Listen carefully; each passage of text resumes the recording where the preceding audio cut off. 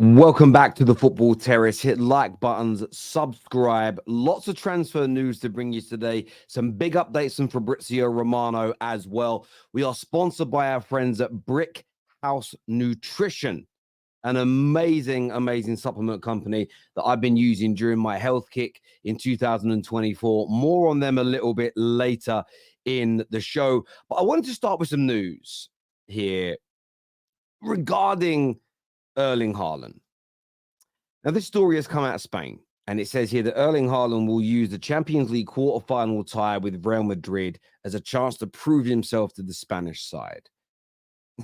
Now, first and foremost, they'll have scouts that have seen him. They'll know how good or bad he is, okay? And I understand delivering against them might help. He sees a stepping stone. For banter, this is funny. But in reality, I don't think there's any truth to this whatsoever. Genuinely, I don't see any truth to this at all. And let's just put Man City aside for a moment and the stepping stone element and all of that jazz. I don't see Mbappe and Haaland in the same team. I could end up being wrong. I could end up being proven to have got this one wrong, but I just cannot see a world where the best two finishers, the best two forwards in the world play in the same team. I don't see how it works. Generally, I just see it being a problem. So as much as the Spanish media are pushing this notion, as much as I know they would love to see Erling Haaland in Spain, if it's going to happen, Barcelona have got to up their game and get their money up. Because I just do not see him becoming a Real Madrid player while Vinicius Jr., while Mbappe and co are there. Where do they all fit in? Where do they all play? I'm just a little bit confused. Maybe you can shed more light on it than me. I know Real Madrid are a beacon of football. I know they're a massive football club. I know they're an absolutely fantastic football team. I understand all of this. I really do. You've also got young Endrick that's also gone to Real Madrid. I know he's only 17 years of age. But where does him, Rodrigo, Mbappe, Vinicius Jr., Haaland all play with Jude just behind them as well? It doesn't make sense to me. I think this one's a little bit of BS. But give me your views and give me your opinions. Now, I mentioned at the top of the show, Brick House Nutrition. Now, there's a supplement I've been taking here. Okay, it's their Field of Green range. Now, I had a very bad 2023 with my health. I had a lot of problems with my stomach due to having a hiatus hernia. A lot of acid reflux, a lot of digestive issues, which caused me a lot of chest pain. And I became really unfit and quite unhealthy through it because, strangely enough, sitting still and eating made me feel the best. But this was really poor for my physical health and my mental health. And over 2024, I have started to eat a lot better. The weight is falling off me, which is absolutely great. I'm doing it through two ways. Firstly, three ways, really. Exercise is part of it, walking my dog, riding my bike, and I've recently started back in the gym. Hugely important.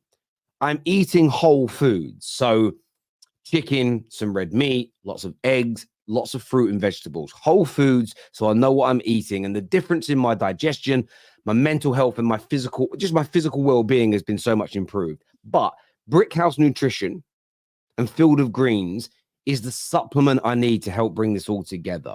Instead of just drinking water, I add one scoop. Legitimate. You can see I've been taking it. I want to show you that it's actually being used here, as you can see inside. I don't want you to think this is just something I'm going to say and put down. The reason why I like Brick House Nutrition and Field of Greens is very simple. One, it comes with a guarantee that if it doesn't help make you feel better, you'll get all your money back.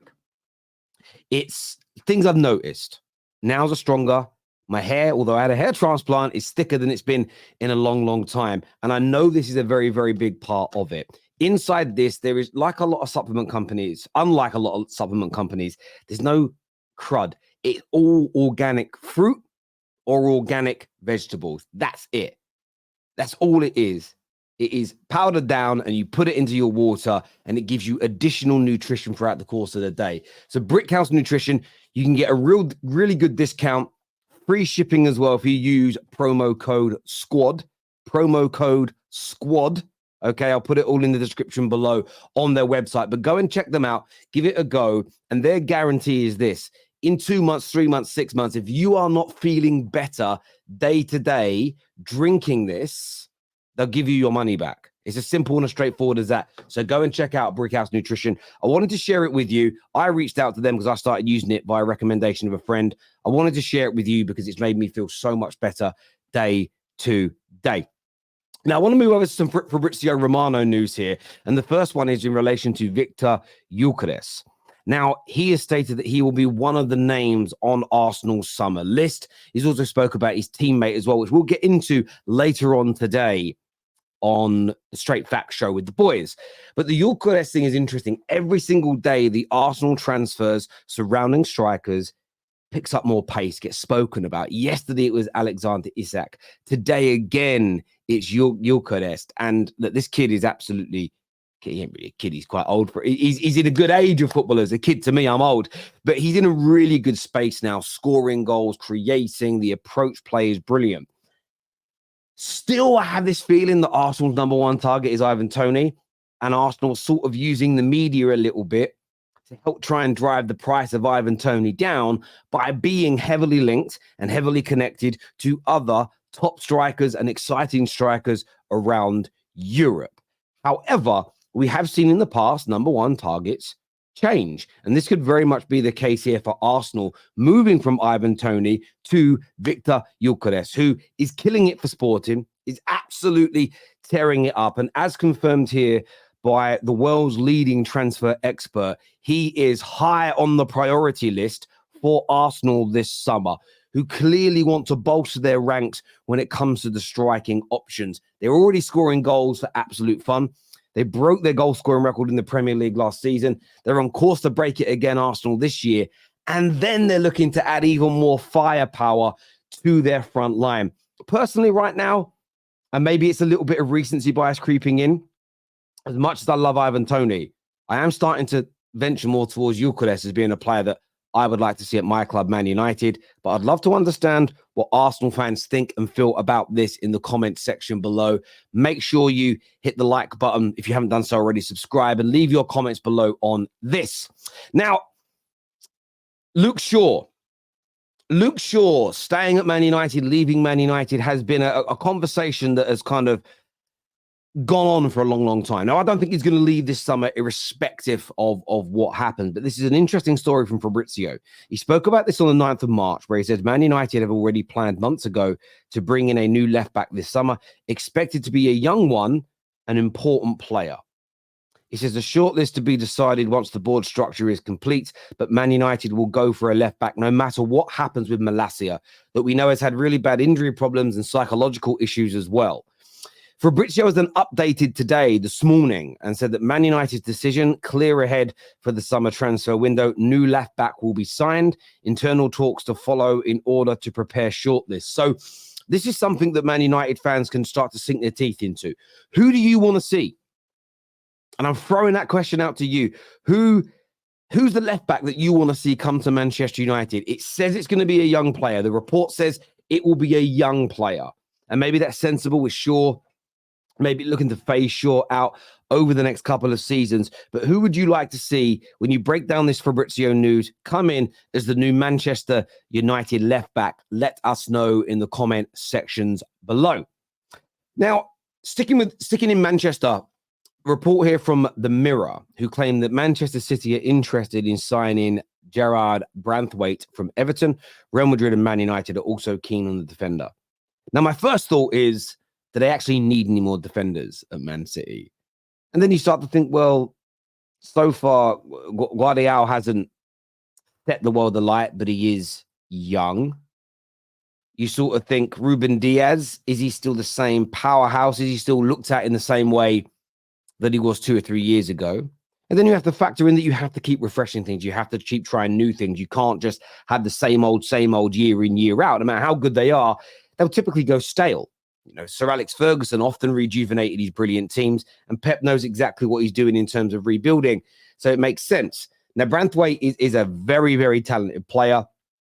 I don't want to see him go to Manchester City, but if they get, look, I think Real Madrid, we know have got huge pull. They have, of course, got Bellingham there at the moment.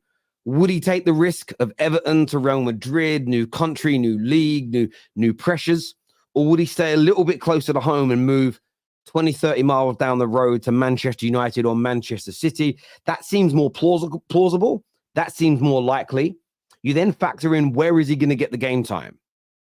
You would argue he's going to get more game time at Manchester United than he is at Manchester City, but that all depends on how highly Pep Guardiola rates him. And if Real Madrid and Man City are as interested as Man United, they make good offers, they really show him he's going to be an integral part of the first team, it will be difficult for Manchester United to land this player. And as much as we've got more history than City, as much as we're a bigger heritage club, City are the best team in the world right now. They've got the money, they've got the finances, they have the squad and the manager, and they'll be very, very hard to compete against. They just will. That's it. I can't say no more about it than that. So I'm gutted about this news. If City get him, I think it's a very talented player indeed that they would be bringing into their club. I want to thank everybody for tuning in. Remember to hit the like button, scan that QR code, and check out Brickhouse Nutrition.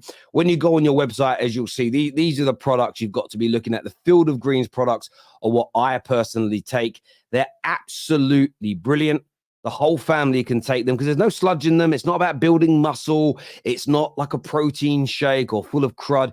It's just pure organic fruit and veg for a healthy and nutritious lifestyle. Here is the range. Pure organic superfood. You need to get on this in 2023. You've got to start eating whole foods. You've got to start eating better. But organic fruit and veg is absolutely essential to just making you feel better, making you sleep better, making you work harder, and just making you happier. Check out Field of Greens. Check out Brickhouse Nutrition. And I'll see you all again very, very soon. Peace.